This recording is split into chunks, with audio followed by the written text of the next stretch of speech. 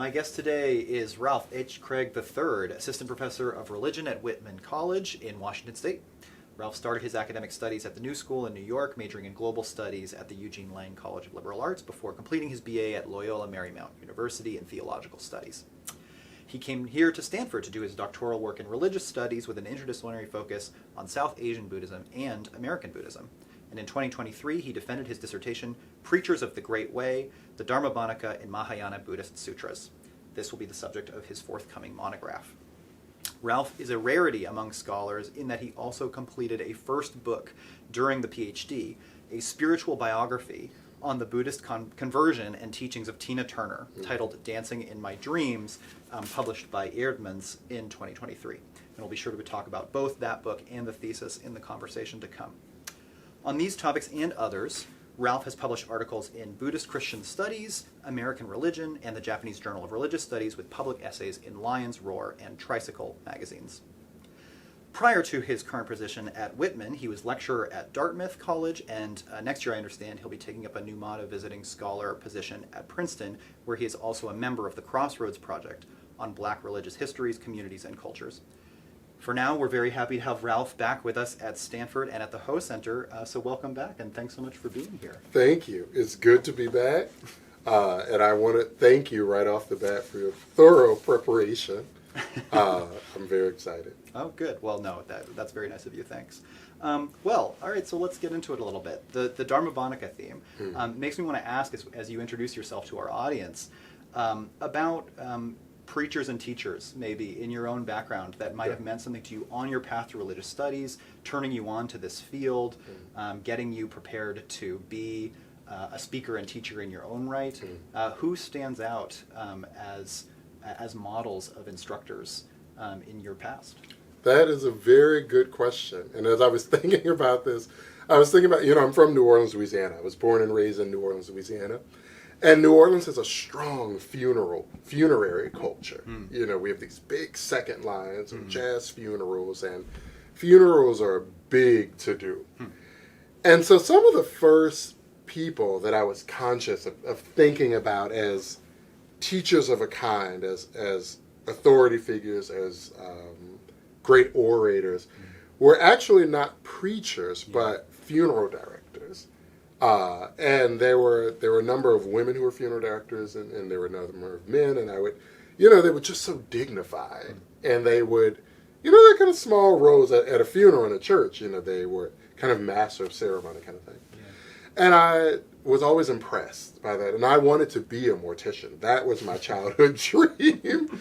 I wanted to go into that. I just thought it was both poignant. I wouldn't have said that as a child, but, as I got older, I thought it was so poignant, but also a very dignified thing. Aside from that, I knew this pastor, Reverend Murphy, had a big impact on me. He was very kind of slow preacher. He was kind of methodical, and I was very into that kind of thing. But then there was the home, right? So there were all these people at home. My mom, and some of them were educators. My nanny, Miss Blanton, she was an educator, and so these were people who they would sit and they would read the Bible with you, do math problems with you, do all of these things. So to me, I always saw religious authority, preaching, teaching as a part of the same kind of authoritative position holding. And that had a tremendous influence on me. Yeah, it sounds like you're meeting folks who are doing exegetical work, pedagogical work, ritual work of various kinds. So you mentioned Reverend Murphy and the funerary rites. What kinds of denominations were you witnessing, or what kinds of traditions were you witnessing, and were you already a comparativist at that moment? Saying, here's how this church does it, here's how this denomination does it? I like that way of putting it, a comparativist from the... Yes, because most people in New Orleans many people in New Orleans are Black Catholics. But there is a strong, obviously, Baptist contingent. And in my own family, the majority of my family is Catholic, but there's a strong missionary Baptist contingent to the family. And there are a few Black Pentecostals in my family as well. So I went to all of them. Whoever's house you were by, that's what church you went to. Yeah. So if you're by your cousins and they were going to mass, that's where you would go. Or if they were over by us and we were going to Sunday school, that's where we were going. And of course, I was noting the differences. As a child, I wasn't so much thinking formally comparatively, but I was thinking about the very real differences in the affect, right, and the actual behavior of congregations, right? What was acceptable? What is the ritual? What does the liturgy mean in this context? What's expected of me or us or my family as a congregant in one kind of space versus another, right? In a Catholic setting where you're supposed to stand up, or there's a set ritual and there is a bodily practice at play where you stand at this time and you sit at this time and you do this and that. Whereas in a Baptist church, you're expected to respond. They call like a talkback audience or call and response audience. So if you sit in a Baptist church the way you do in a Catholic church, it's just going to quietly take it in. The preacher feels that they're doing something's not right. Yeah. So all of this I was paying attention to throughout much of my life. Yeah, great. So not just the practices of whoever is at the pulpit, but the practices in the pews. Right. Yeah, absolutely. Right. So tell us a little bit about how then your interest was piqued by Buddhism, and maybe the Soka Gakkai International in particular. How did that come into your view? Yeah, I had read the Hermann Hesse novel Siddhartha. And that's an interesting text because it's not about Buddhism, right? It just uses the Buddha's life as a frame story. But I was very moved by it when I first read it, and the main character said, Siddhartha said, "I can think, fast, and wait." And I was obsessed with that. I would run that line through my mind like a mantra. Anything I wanted, anything I thought about, it's like, if I can think, fast, and wait, I can do it. Right? And so I went and told my mother, I want to learn more about Buddhism. I want to study Buddhism. And my mother was like, okay, why not? Yeah. Right? That was the beginning for me. And when I started to research different Buddhist communities in New Orleans, Soka Gakkai was one of the most prominent. It's pretty small. It's not hard to visit all the Buddhist communities in New Orleans. And Soka Gakkai was one of them. So that's how I first started to go and learn what they were about. And then I discovered, that they have this tradition of African-American artists, practitioners, kind of major figures, Tina Turner, Herbie Hancock, Wayne Shorter, people like that. But then I also started to learn about this greater story beyond Soka Gakkai of Japanese Buddhist traditions in America. Right? Some of the first Buddhists in America. Some of the first are Japanese Buddhists. Right?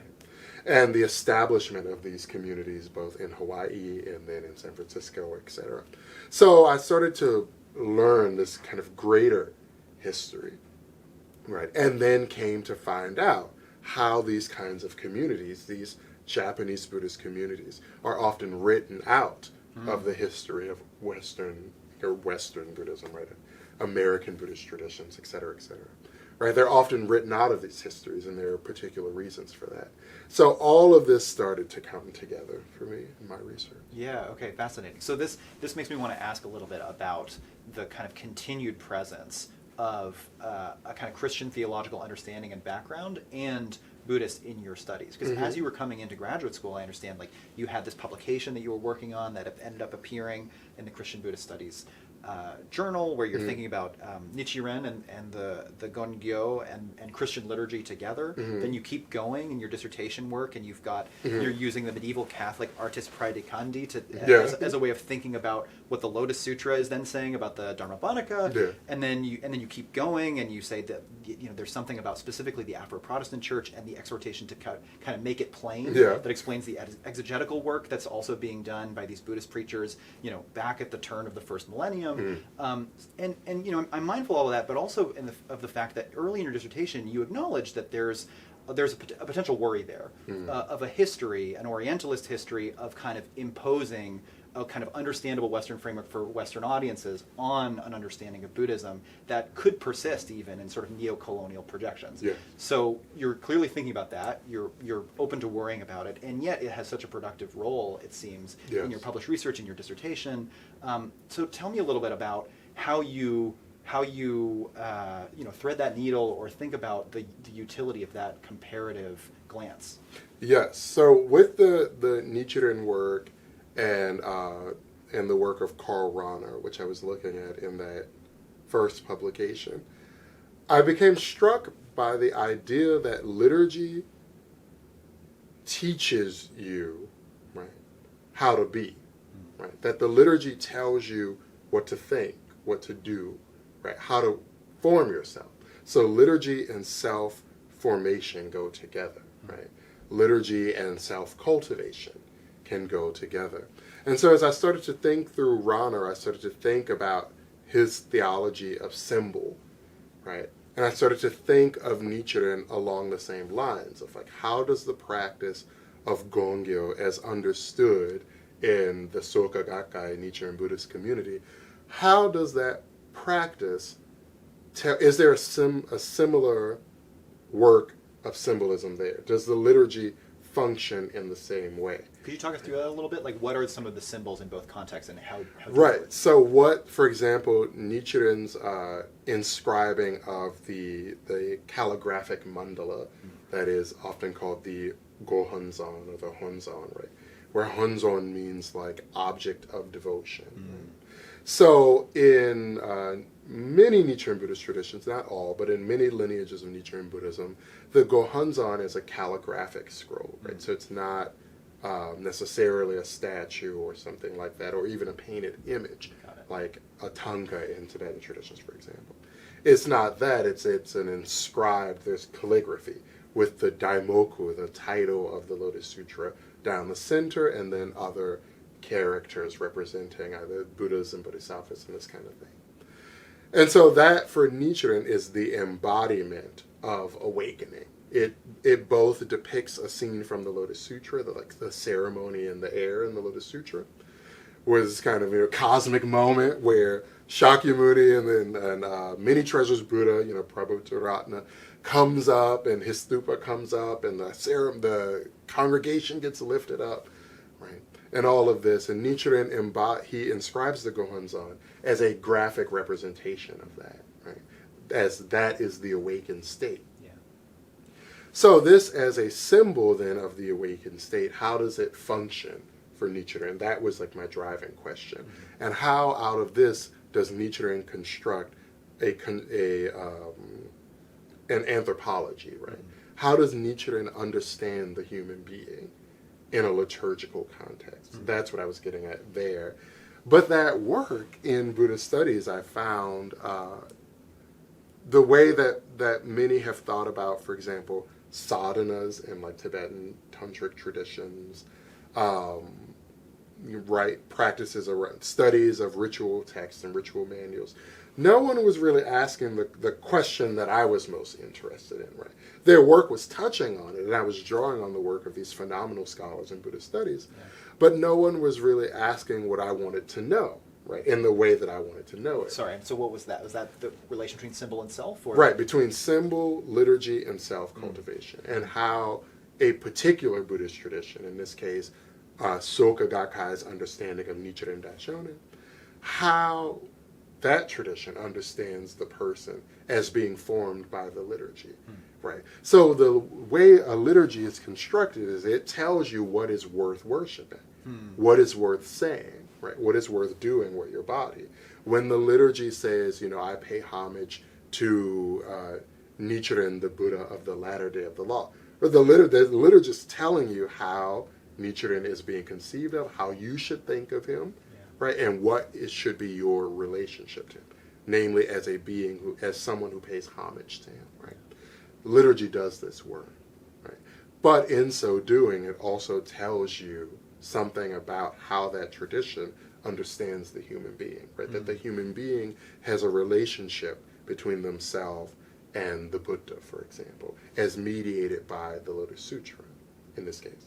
So Nichiren says that every character, some 69,000 or so characters of the Lotus Sutra, Nichiren says that every character is a Buddha, right? So when you pay homage to the Sutra, you pay homage to every character, right? That's telling you something. Yeah. And these were the kinds of questions I wanted to ask. Yeah, okay. But you're absolutely right, and I have this methodological discussion in my dissertation that there is a risk of taking... First of all, we have to think about Christianity and Buddhism. Right? These are two different traditions. Yep. Then some of the material I'm drawing on from Christian studies is from the late antique period. Right? For Buddhist material, I'm talking about the pre-modern period, the kind of turn of the Common Era and this kind of stuff. Yeah. So, is it appropriate to apply categories from one context to another? If we do it carefully, right, there can be something methodologically fruitful there, right? In Buddhist traditions, studies of religious authority, like of preaching, right, despite how many Mahāyāna sutras talk about the figures who would disseminate these texts and exhort others to become bodhisattvas who spread the teachings, there are very few studies, right, based on Mahāyāna sutras about figures like Dharmabhāṇakas. Right? Now, for some scholars, I think that the issue becomes, it is not clear the extent to which Dharmabhāṇakas, what their historical social location was. Were these actual figures? Right? We have travel logs from Chinese pilgrims that do seem to match. Some of the preaching scenes they describe seem to match. But does that mean that these Dharmabhāṇakas were actual historical figures? That question has hung up, I think, many of scholars. But this is where I think we have to bring in the work of a scholar like Jan Nattier, who says, right, one thing that we know, we may say that these texts are normative texts, and she has done phenomenal work to show the kind of normative claims that are being made in these texts and how those claims actually present a very different Mahāyāna than many people think, than like popular conception. At the same time, what Jan Nattier points out is that one thing we know these Buddhists did was construct normative depictions, right? So whether, even if it's only a normative depiction and was never maybe actually done. Like an ideal individual. Right. These texts created those ideals. Real people created those ideals. Yeah. So the work that I was doing in the dissertation was to leave the historical question aside. I think there have been many dissertations, well, not that many, actually, but a few key dissertations that have kind of looked at this history and kind of thought through this history. So I say, well, what if we stop asking a purely historical question and we start to think more thematically and we try to take seriously what Mahāyāna sutras say about those idealized figures who would convey them, right? Dharmabhāṇakas. But then I needed language for that. I needed a way to think through these figures. I needed traditions that have a sustained history of studying figures of religious authority, of studying preachers, have language for studying sermons, homilies, right, etc. And that is why I started to look further afield. Yeah. And I was inspired in this work by a scholar named Stephen Tizer, Buzzy Tizer, who's at Princeton, who had an article come out in AR's Religious Citizen Journal of the American Academy of Religion on prayer, right? And why, is prayer an appropriate term to use for Buddhist practices? And he makes an argument for why, even with the baggage of a term like prayer, it can be appropriate to use. He makes an argument for why that is.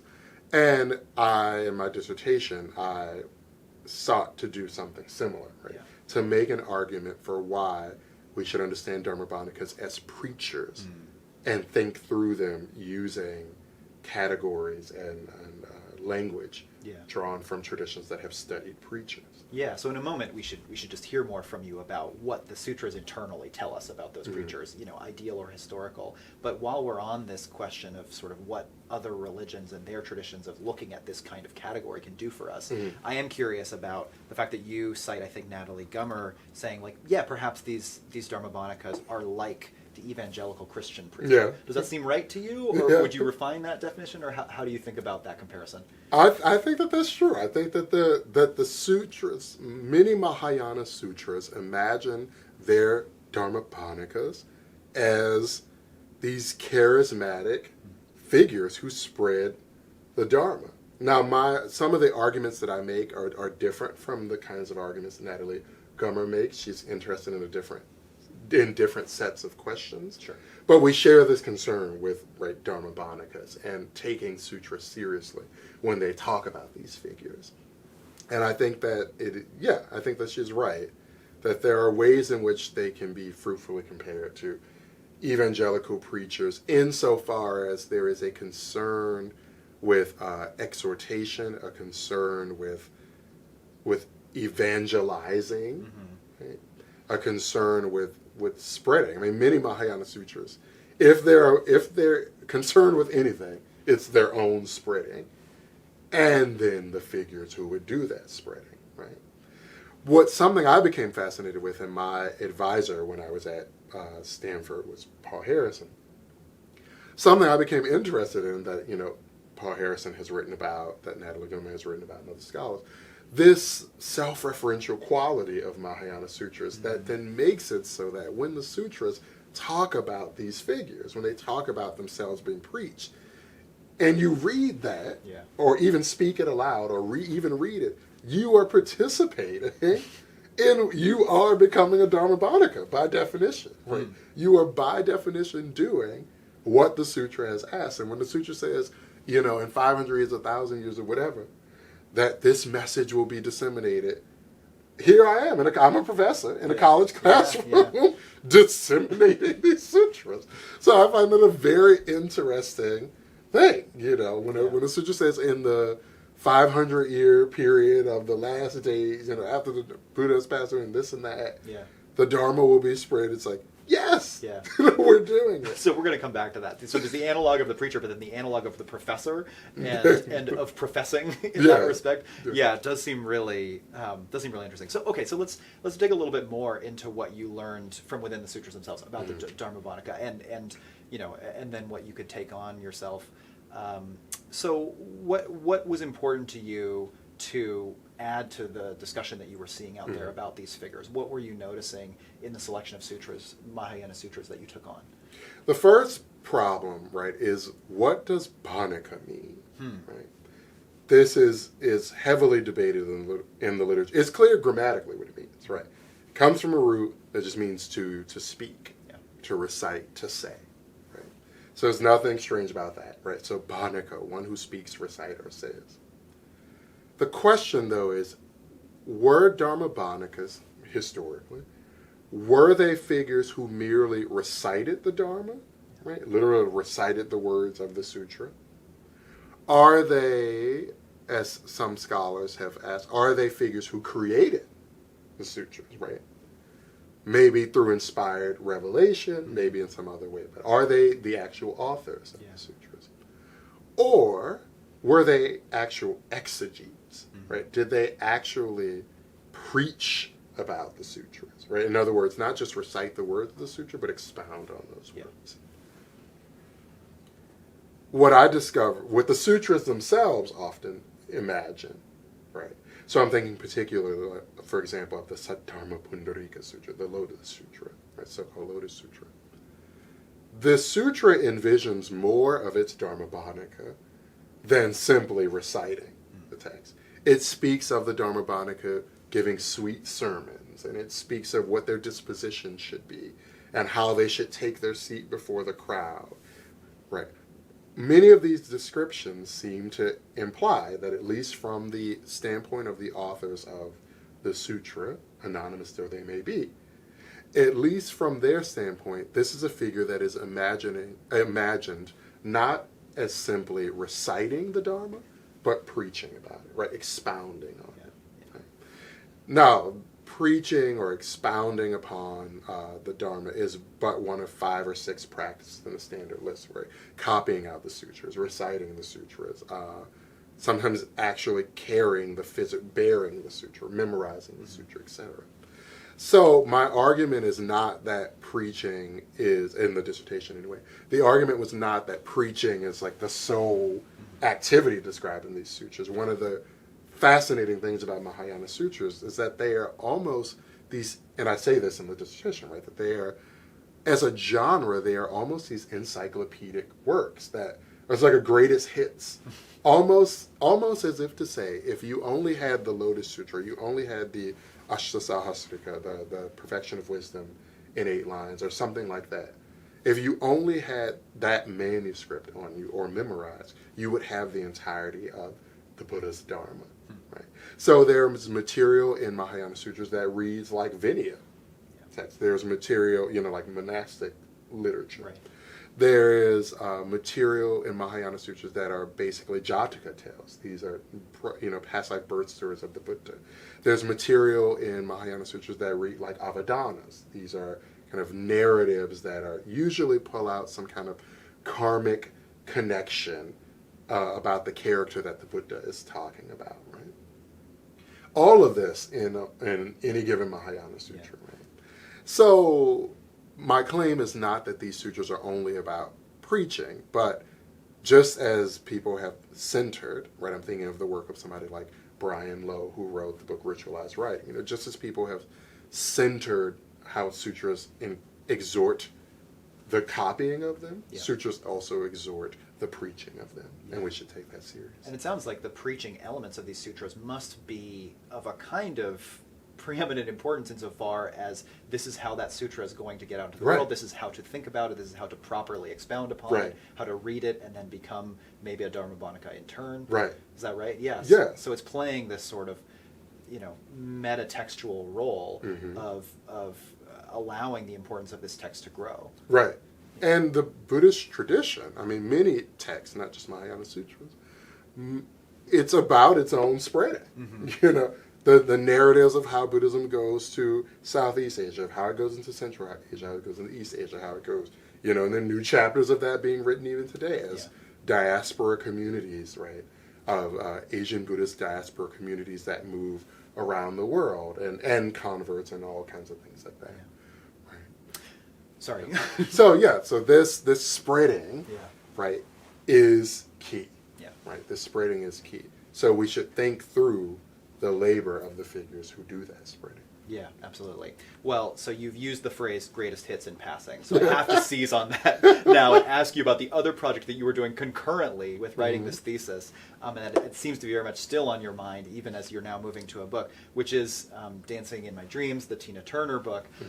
What was it that prompted you to take on this insane undertaking of 2 books in one go in the same graduate student years, and did they complement one another, or did you have to kind of go to different sides of your brain and different sides of your calendar to make it possible to write both?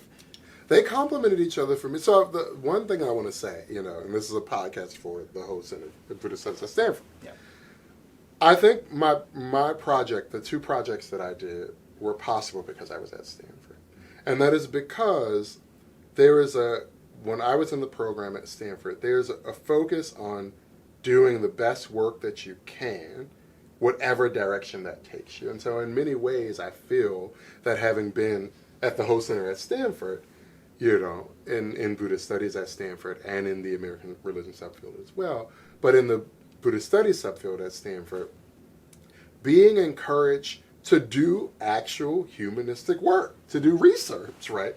And to see where that research goes. And so I could not have done the 2 projects, I think, if I weren't at Stanford. Being at Stanford then, right, it did not require 2 different parts of my brain. What it required was taking the research skills developed. So I read almost every year in Sanskrit almost every year. And then, other languages along the way. And so for any grad students out there watching this, take language classes every year, even when coursework is over. Right? Taking those same skills, for example, in other classes as well, but I'm talking specifically about language courses. That same skill, right, where you pick up a primary source and you learn to read it line by line, close reading, right? You learn as a methodology, line by line, inside and out, interrogate it, ask questions of it, ask questions of the questions you've asked, and pursuing that line by line by line, to take that same methodology and to close read a person, in this case Tina Turner's, life from the perspective of religion. Analyze every interview, right? Every writing of hers, everything. Where is religion here? What does she mean by religion, right? How is religion functioning for her? What role is it playing in her career, right? She's also a business, right? Any figure like Tina Turner is also a commercial entity, right? So for her fans to go see her live, to buy her material, and she's talking about Buddhism in some of that material, right? Then that means Buddhism becomes a part of her commercial business. So how do we think through that? How do I understand that? It's the same skill, right? Just apply it to now a different set of primary sources. Yeah, wonderful. And then, while you're doing that, there's the skill of poring over those texts and those materials and doing so in the classroom, perhaps. But you're also going on separate grant-funded trips, right? You're going to Pune, India. You're going to Tennessee. Is the other project still kind of percolating in the back while you're kind of ostensibly, I'm just here to study Sanskrit, or I'm just here to go into the census records of Tina's family? Yeah, what's the process there? Yes. With the research trips, I feel like one of the joys of being a scholar, you're always thinking. And always jotting down little ideas. So things would strike me when I was in the archive, doing the research for Dancing in My Dreams. Things would strike me, and I would say to myself, I should look at, now that I'm thinking about Tina Turner in this way, I should relook at, how I'm reading Chapter 10 of the Lotus Sutra, right? And so, to give you an example of how these two projects overlap, Chapter 10 of the Lotus Sutra is called the Dharmabhāṇaka Parivarta, the Dharmabhāṇaka chapter, the Dharma Preacher chapter.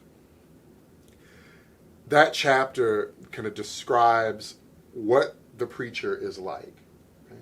But it has this very interesting moment that many scholars have written about, where it says that those who preach the Dharma, right, in the kind of final Dharma age, if you will, the final period of the world, that they actually are high-ranking bodhisattvas who have the karma, the propensities, have built the good merit, right, the good fortune, to actually be born in other world systems, better world systems. Right? Now, for those listening, our world system is called the Saha world, the difficult world, the question mark world, right? The world where everything is hard, right? But there are these other world systems, right, according to Buddhist cosmology, right? Or Mahāyāna Buddhist cosmology. There are these other world systems where things aren't so hard, right? And things are much better. So the question becomes, why are these bodhisattvas in the Saha world? If they've propitiated millions and trillions of Buddhas and carried out all of this practice, why aren't they in the good place, right?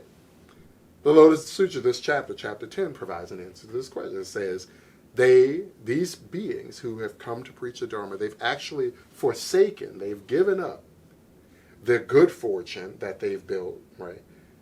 They've forsaken the reward due them, and they've come to this Saha world to do the work. And the text says, you should know that they are the envoy of the Buddha. They carry out the Buddha's work.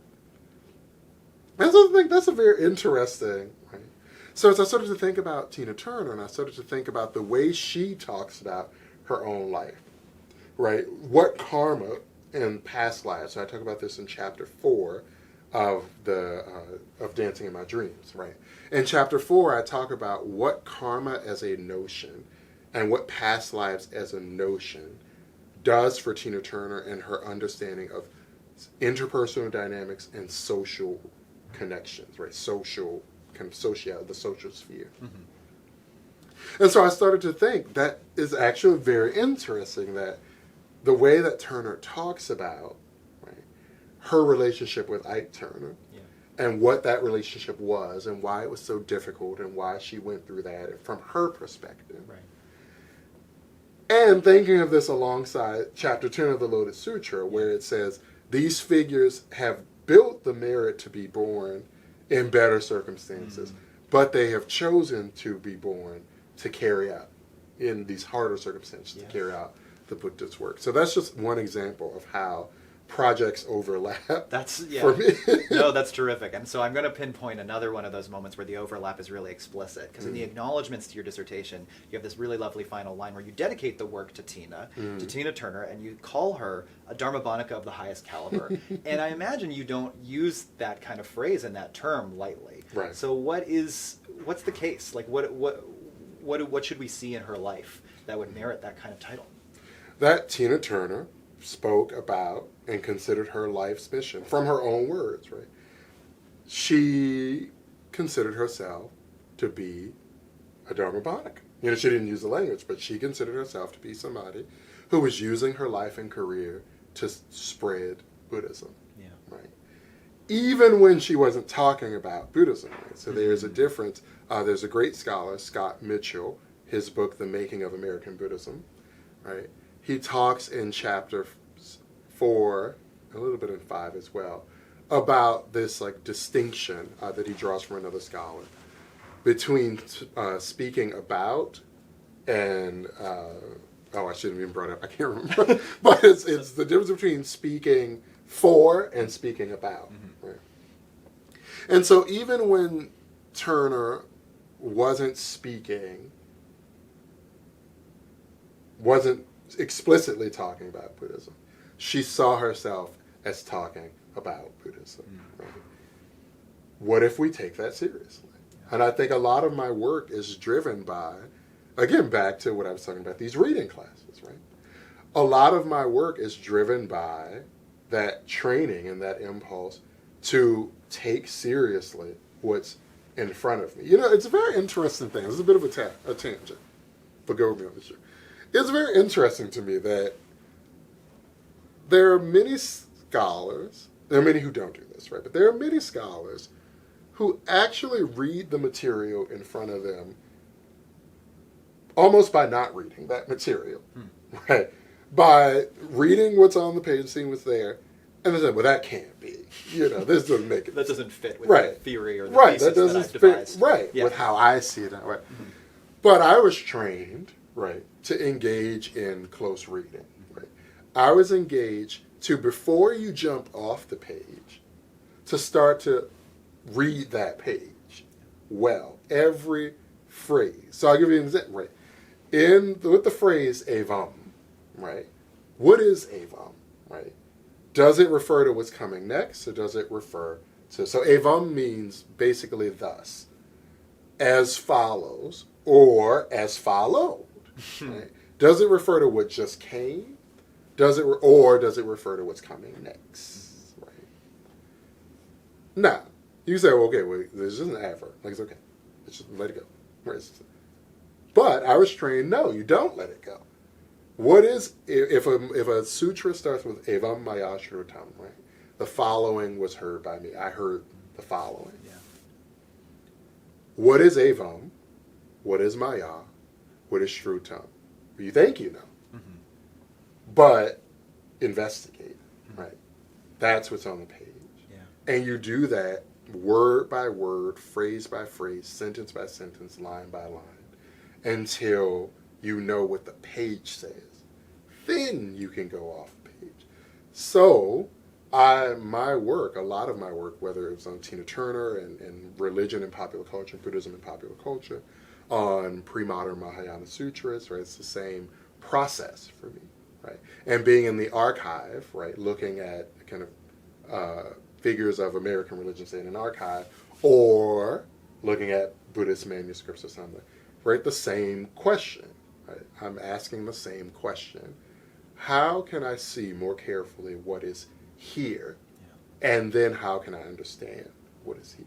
Yeah. So I imagine that kind of close reading and then rereading must be part of the project of now turning this work on Dharmabhāṇakas into a book, right? Yes. Of going back over your own writing, going back over the sources of that writing. Yes. So in that process, are you finding that there is a new story to be told, new arguments to be made, new cases to be refined? Where are you at in that process?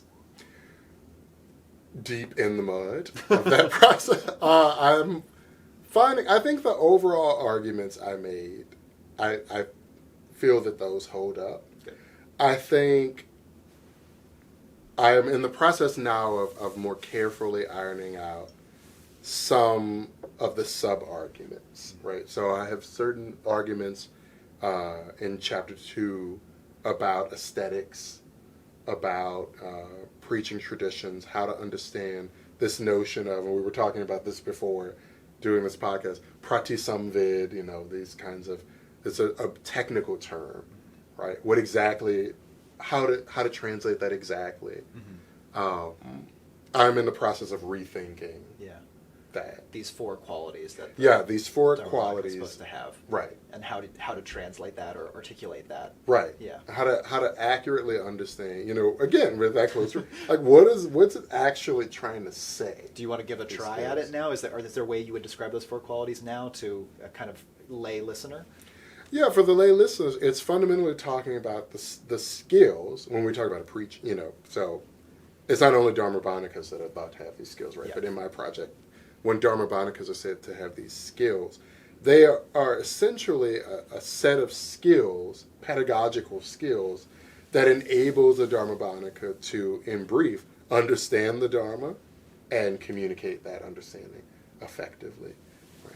Now, that's the simple version, but to actually unpack these descriptions, to actually accurately translate them, and that's a kind of ongoing process. Yeah, fair enough. It was never really satisfied. Well, okay, but I'm glad we've gotten to pedagogical skills, because I think the thing that I'd love to close with is just asking you a little bit, from prospective mortician now to assistant professor, and as someone who's studying the work of, exegetically and passionately and charismatically conveying knowledge, how this maybe has influenced your own teaching, or how you reflect on your own time in front of a classroom. What there is useful, what's different in the circumstance of a university classroom that can't fit this model that you've been researching historically, where do they align or disalign? Well, sometimes it feels like universities and colleges are designed to prevent the things that they want to see. But I think in many ways pedagogy is pedagogy, right? How do you speak and convey information in a way that your listener can understand, right? Sometimes on multiple levels at the same time. And definitely in the college classroom, like a congregation. So studying the SGI community, right? Especially the research I was doing for this Tina book, right? Something I find very interesting, and this is true of many religious communities that I've had the opportunity to engage with, to encounter, to study. Everybody's there for a different reason, Some people are there because they love the philosophy, right? Or there's this phenomenon of like Dharma talks, at like Buddhist centers and things like that. Some people are there because they love the Dharma. They want to hear philosophy. Some people are there for community. They don't really care about the Some people just like it has something to do, right? Something that seems wholesome to do. Some people they're there because their life needs to change. Definitely in the Soka Gakkai Buddhist community, like when I interviewed people who were there at some of their earliest meetings that Tina Turner attended, right? And I interviewed some of these people, so some of their stories are in chapters 3, 4, and 5 of the book. They describe how she came and she sat in the back, it was very quiet, and just took it in, and turned that into Tina Turner, right? So from where she was when she left her ex-husband Ike Turner and the kind of the disarray that her life was in and all this stuff, to becoming Tina Turner, right? That's what she was getting out of this. Somebody else was going through something different, right? Et cetera, et cetera, et cetera. So I think that that's also true of the college classroom. There are students who are there, maybe a few these days, who love the material, right? They signed up because they love it. And they saw it was a class on an intro to Buddhism class, and they're taking it. Buddhism pop culture class, they're taking it. Some students, it fulfills the distribution requirement, and it's the last class they could get into. Some students, they heard that you don't have any papers due at the end of it. Some heard that you have papers due at the end of it, and they know that they write well. right?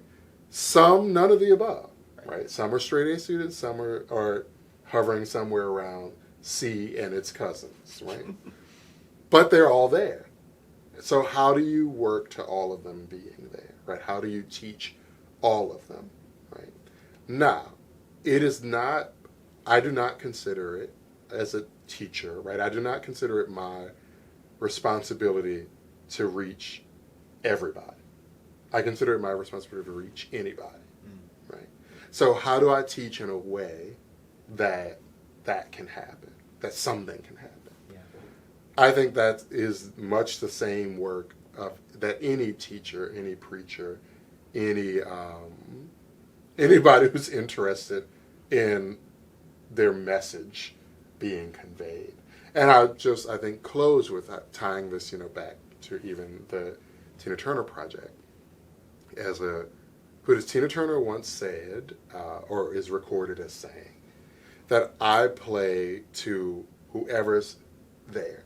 If 100 people is there, if 100,000 people are there, it's the same show, and I am the same Tina, right?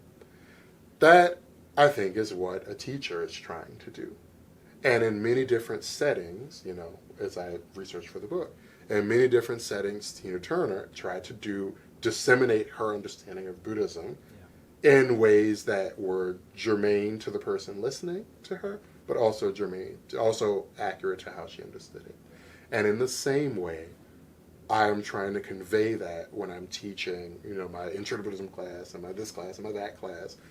I am trying to accurately convey, to the best of my ability, what I understand Mahāyāna sūtras, for example, to be saying, where I see that to fit in global histories of knowledge production and literary production, right?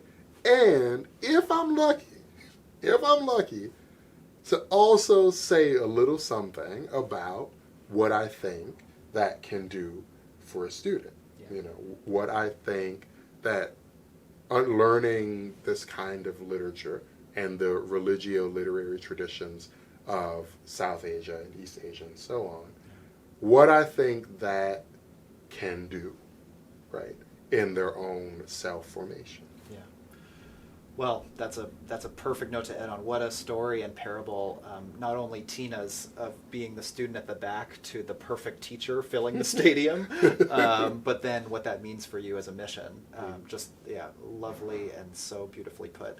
Thank you. Thanks so much, Ralph, for doing this, for coming back to Stanford, for talking to us, for being on the show, and for sharing that wisdom on all fronts. Thank you so much. Thank you for having me. Of course. And I want to say thank you to the host center, right? Irene, Paul, John, James, Stephanie, everybody, thank you. I thank you for preparing so well for this, and we'll do it again. Yeah, we'll do it again. That's for sure.